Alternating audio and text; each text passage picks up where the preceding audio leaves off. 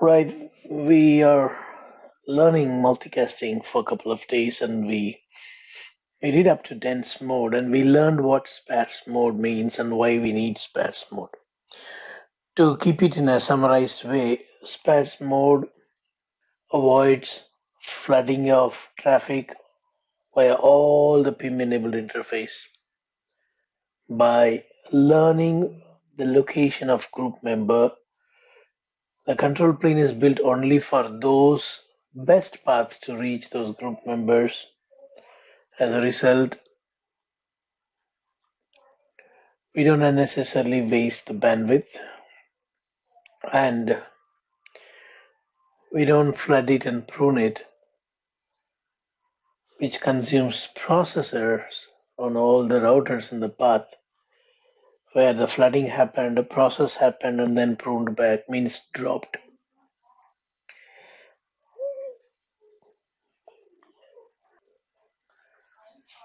So I'm planning to use R3 as an RP router.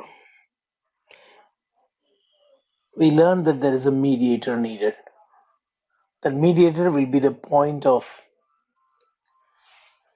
gathering for both source and the group member. Group member will know about the source from that mediator. Any source coming online will go in search of the mediator and register with the mediator. And the mediator already knows about the group member and their location. So mediator will connect the group members to the source. And the group members will use the reverse path forwarding to find the location of the source and the session will be established. We're going to see these things in action. Now, before I move further, I would like to check whether I have some PIM already enabled. We do have it, show IP PIM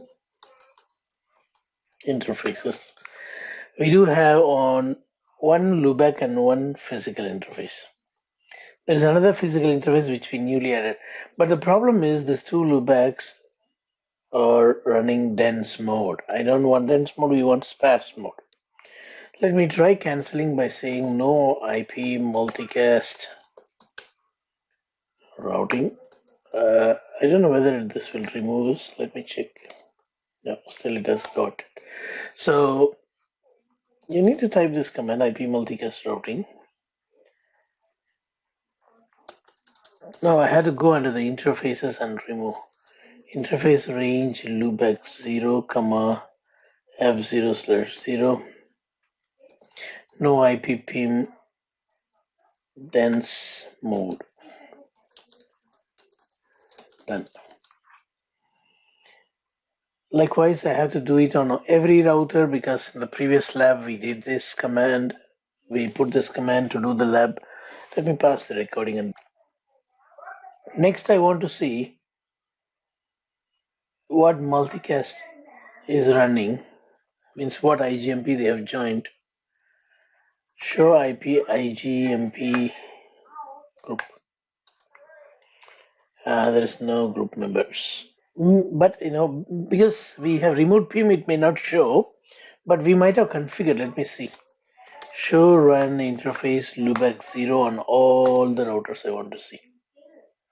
Good, on R7 we don't have. Let me check it on the other routers. Router 7 is clean. Router 6 is clean. Router 5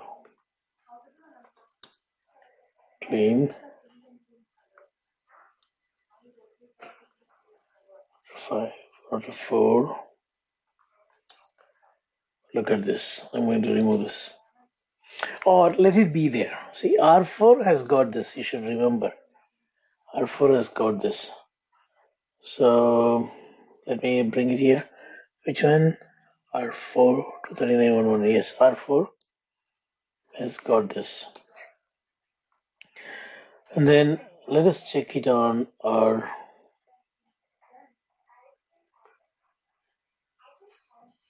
R3.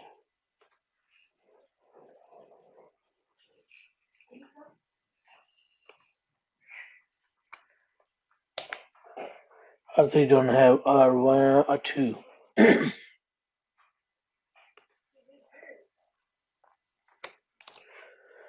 R2 also has got it. So R4 and R2 has got this group. R4 and R2. We already have this multicast group. Right? So there's no other router with any other group membership.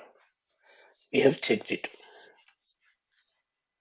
Now, first of all, I have to put PIM spares mode on all the interfaces. So let me use a notepad to finish it first.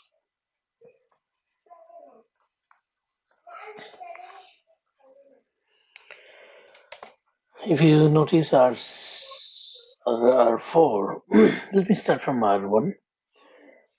R1 has got comma F1/0.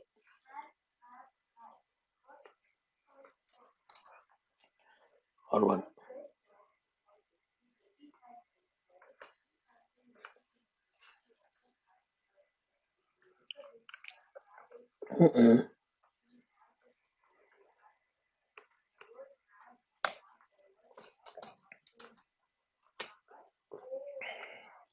Next.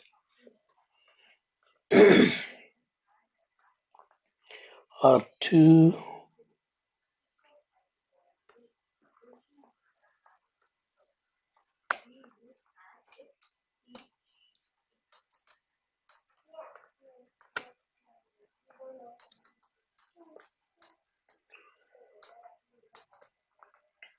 R3 has got many interfaces, right? 0/0, 0/1, and comma F1/0 hyphen 1.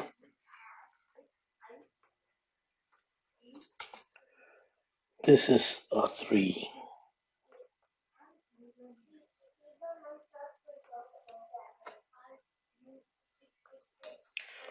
Next is R4. Have two physical interfaces. So this is not needed. This is R4.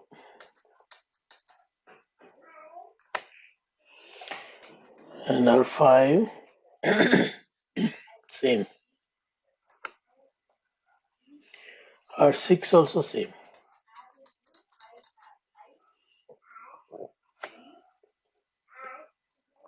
R7 has got one additional interface.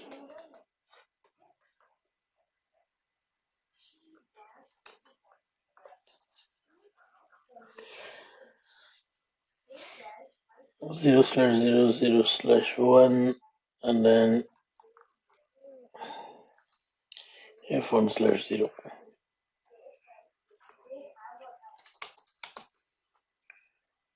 Router 7.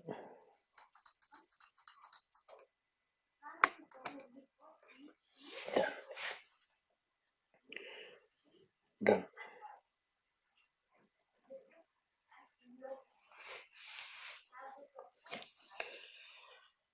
Let's see, show IPPM neighbor. We got the neighbor 6, 5, and 3. Let me go and check it on 3. Show IPPM neighbor. 4 neighbors. Correct. So I don't need to confirm. Okay, I want to confirm on one more router, router 2. Show IPPM neighbor. Okay. You see, because this is a sparse mode, you need an RP. At this point, if I generate some traffic from R6, let me go to R6. You won't get any reply, you won't get any reply. Show PIM sorry, ping 239.101. See, there is no response. No one is going to respond because no one knows the group member and the source. There is no flooding here. No flooding and pruning. The group members, first of all, need to go to rendezvous point and register themselves. Who now is supposed to go? Router 2 and router 4 should go to rendezvous point. Router 2 and router 4 should go to rendezvous point and register first. Why I'm saying router 2 and router 4? Because router 2 and router 4 alone has joined a multicast group called 239.111. If you go to router 2 and you ask router 2, show IPM route,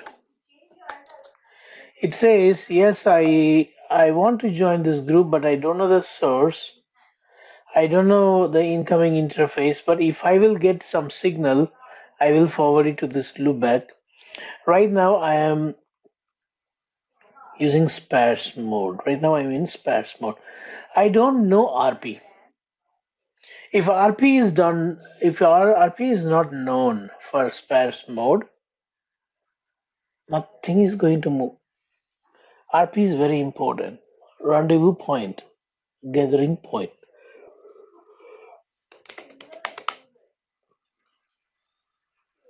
There is no rendezvous point as of now.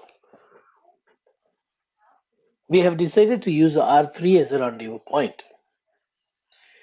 Let me go to R3 and show you the current status. Show IPM route. This guy has got no idea about any group member. Now the story begins. You see now. IP PIM RP address 3.3.3.3. That's it. Boom. So I said in R3, hey, the router whose address is 3333 is a RP. So which means it router 3 itself is the RP. After saying this, I type show IPM route. Even now, there is no registration happened. You know why? No one knows that R3 is the RP. R3 says this is the guy who is the RP. It is this router itself. That's why reverse path forwarding null. Why you need to go reverse path? You yourself is 3333. Now, router 3 has got no registration so far. Please focus. I'm going to go to all the router and I'm going to configure RP. We are doing static lab, okay? Static RP address configuration. Statically, we are going to configure RP. We are going to the same command only. It's the same command, you put it on RP as well as on every router. Every router will know that 3333 is the RP, including R3. Including R3, every router will know that 3333 is the RP. So now I will paste this, copy. Let me put it on every router. Done. Router 1 is done. Router 2. Hold on. I don't want to move further. Wait. I did not put it on 4, okay? I did not put it on 4. Let me take you to R3 now. R3 was not showing about any registration before, but now, wait some time. R2 is configured. R2 is configured with RP, no? So R2 will come and register. That's what I want to show you. Go to R2 and check whether this guy knows about RP. Show IP PIM RP. It says, yeah, I know RP. This is the guy I know. For this address, I'm registering with him. Okay, so now I'm expecting at any moment registration to happen. Alright, show IPM route. It says, this is the problem, you know what? R3 says, sorry, R2 says this guy is the RP, but to reach him, I'm going via R4, but R4 don't know about RP. That's the problem. He's going via R4. If it goes via R1, by this time registration would have happened. I'll do one thing. I'll go and shut down the interface between R2 and R4 to show you that. Go to R4. Or on R3 itself, sorry, on R2 itself, you shut down the interface that connects R4. Automatically, it will fall to R1. R1 knows about RP already. Come on, Jay, where are you? R2. You need to go to R2.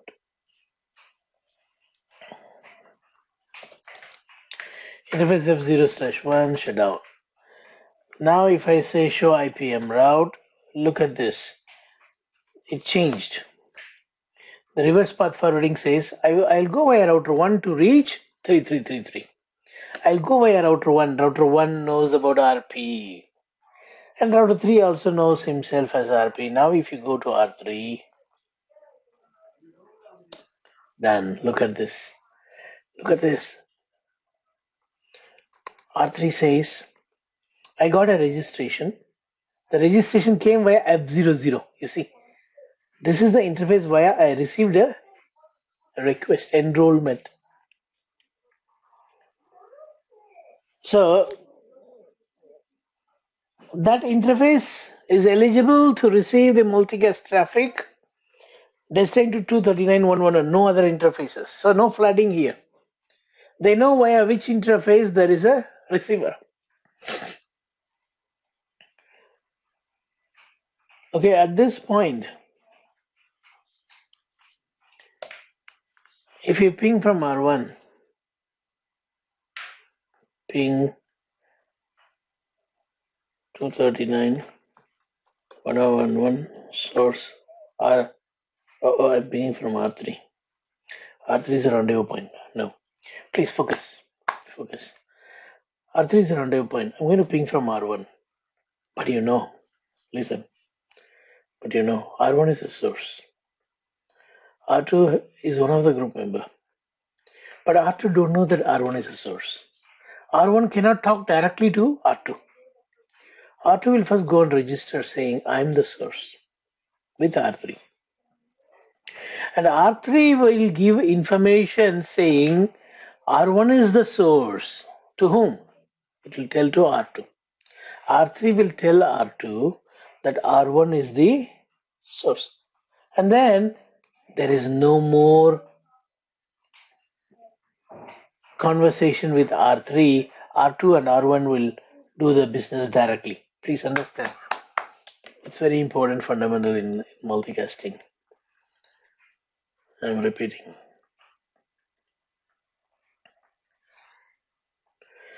R2 do not know who the source is. This is going to be the source. R2 don't know about the source. It wants to receive the packet that is sent to 239.10101. So it has went to R3 to register, and that is what you see here. R3 received via F00. It received the request enrollment via this interface. Now, if any source comes to R3, if any source comes to R3,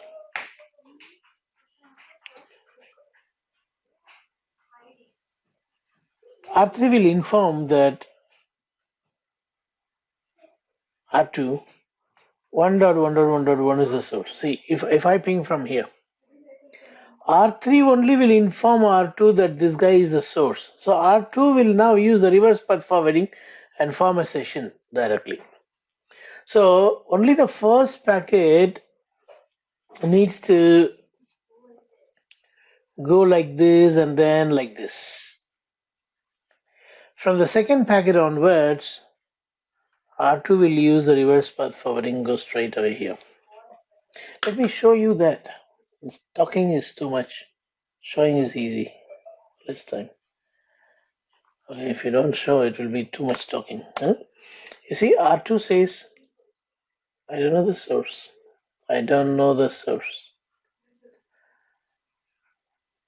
But I know RP. I have already reached the RP via R1. It says I have reached the RP via R1.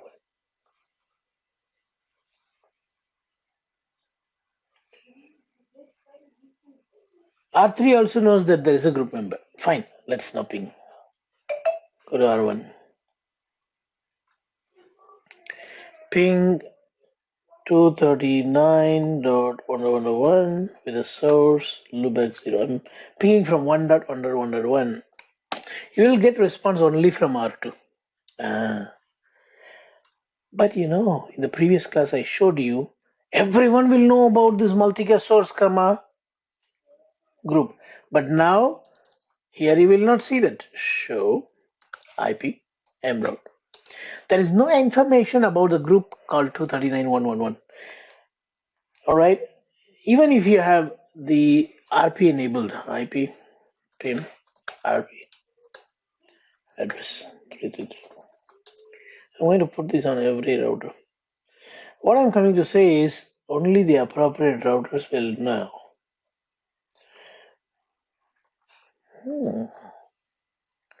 Use the notepad. Why are you struggling like this? R4 is done. R5 is also done. R6 is also done. R7 is also done.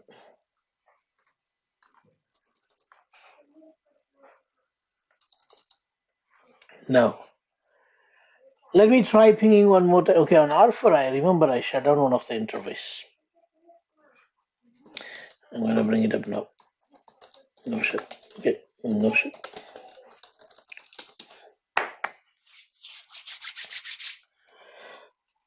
Okay, now let me try pinging from R1. Now, how many will respond? You know, 2 people will respond because R4 has also enrolled. You can see that by typing mroute in router 3. Router 3 now will have 2 registrations. Look at this. Router 3 has got 2 registration. Outgoing interface is via F1/0. Look at this. R3 says, if I receive a packet to this address, I'll forward via only this interface because that is the interface via which I get the registration. Even R2 now comes via R4 for registration. Incoming is F00. This is the source. You can also see that in R2 now. Earlier it was not knowing about source, but now it knows about the source. It says my source is connected via F00. Please focus. It says very clearly my source is connected via F00, not via F01. But RP is connected via where? RP is, okay, in this router, RP is also via R1 because we have seen shut down earlier. So it still uses the same path. Now let me go and ping once and see who all responds.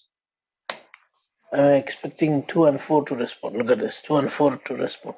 But if you go to 5, you should not see show IPM route. You are not seeing about 239.1.1.1. Earlier, it was flooding and pruning. So everyone used to know about every multicast group, even though there is no receiver. Now, because it knows RP, if this router joins any IGMP group, this router will go and register for the multicast, and only that multicast will reflect here. Listen, I want to show you an example. On R5, I'm going to say IP PIM, interface Lubbock 0, IP IGMP join group 239.1.1. 10.10.10. Now immediately in R3 it will reflect. Let me show you. R3 show IPM route.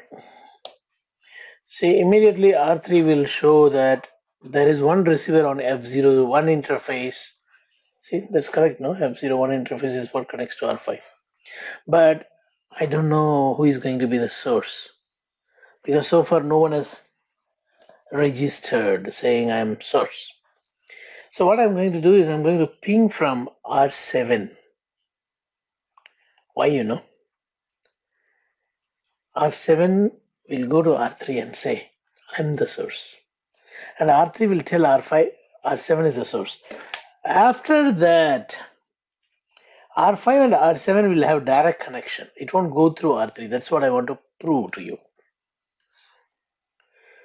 See, this is going to be the source. This is going to be the group member. One of the group member. As of now, only one group member. But for the group member to know about the source, he has gone to the RP. Likewise, the source also will go to the RP. Only the very first packet will go through the RP. And when RP responds to group member with the source, group member will use the reverse path forwarding and go here. I want to show you that. Listen. Outgoing interfaces of now on R5 is show IPM route. On R5, the outgoing interface as of now is loopback interface. Okay, this is very important, please. What is the incoming interface?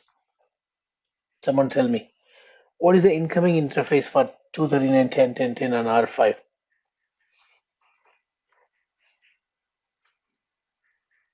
Hello. Just read now. What is the incoming 0/0? Now, thank you. What we are expecting is after R3 conveying to R5 that R7 is the source, we are expecting 0/1 to be the source. Do you agree with me? Because they have to talk directly like this. They should not go always like this. Is that clear? Hello. Other than Joseph, no one is in class. Other than Joseph, no one is in class. Did you understand the point that I'm trying to make here? RP is only for introducing two people. Once the introduction happened, they will talk directly. Okay, so let us check that. Now, on R7, I'm going to generate some traffic.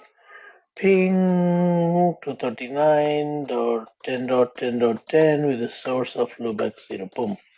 I'm going to see only R5 responding. Try again. Okay, only R5 responds. Now, go to R5. Earlier when you checked, what was the incoming interface? F00. But now, what is the incoming interface? It's F01, as we discussed. Right?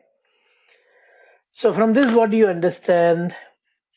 To know RP, it was going via this interface. Once RP said, hey, don't come to me, this is the source, then it uses reverse path forwarding. It went to R7 to take directly the feed, multicast feed. Is this clear?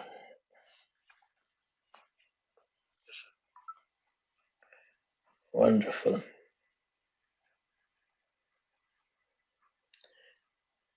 Wonderful.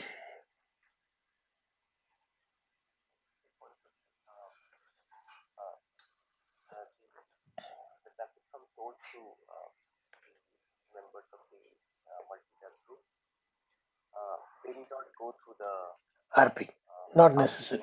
Only a first packet. Very correct. Only the very first packet, right? So what we are going to see in coming days is here we got only 7 routers. We configured RP manually. How can we dynamically learn RP so that we can go and register with RP. That's the part left. After that, how can we have redundant RP? Because if one RP goes down, what will be the condition finish? How can we have redundant RP? There is also another advantage of redundant RP. If the network is too big, having one RP is not good, not scalable. See, here it is a small network, it is okay. R7 can go to R3, only one packet, and then straight away it talks to R5. But what if that R3 is too far away from R7 and R5?